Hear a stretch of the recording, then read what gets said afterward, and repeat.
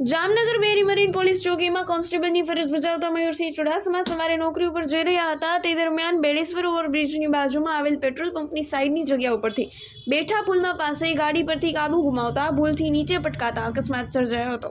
ત્યારે આઈસીયુમાં દાખલ કરવામાં આવ્યા છે। હાલત સિરિયસ હોવાનું જાણવા મળ્યું છે।